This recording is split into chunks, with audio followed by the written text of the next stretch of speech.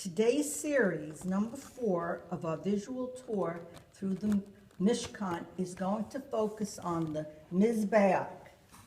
It is located in the outer court, and it was very significant because it was the atonement, and it was the atonement that was made as a sin offering.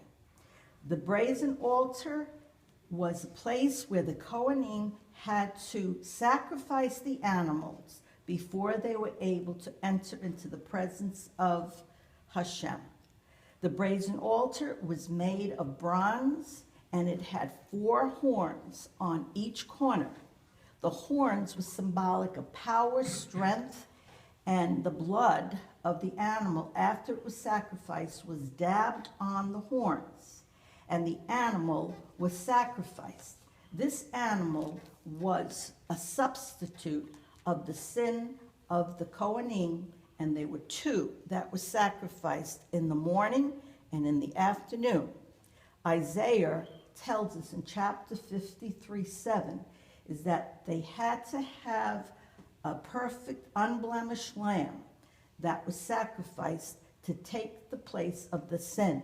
That was the Kapora. If we read in Leviticus chapter 17:11, for the life of the flesh is in the blood, and I have given it to you upon the altar to make an atonement. That's the Kapora. For your soul, for it is the blood that maketh atonement for the soul. Yeshua HaMashiach, who is our Messiah, was that lamb, that say, that was slaughtered. He went to the slaughter and opened not his mouth. The brazen altar, another name, was the bronze altar. And that was significant because it was covering the sin of the Kohanim and of the people. They were sacrifices made, and they were symbolic of what the first Passover was. The first Passover lamb the Israelites had to slaughter it was the last plague that Hashem gave them. It was judgment on the Egyptians, but not judgment on the Israelites. So the angel of death passed over, significant of the same blood, animal sacrifice. With this brazen altar, there were utensils.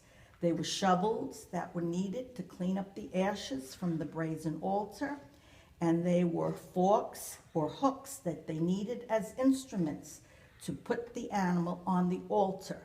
On this brazen altar was a grill, and underneath was coals, and then there were firing pans, and it carried coals, and the coals had to be put on the altar into the holy place. So you see, it was very, very intricate and very, very involved.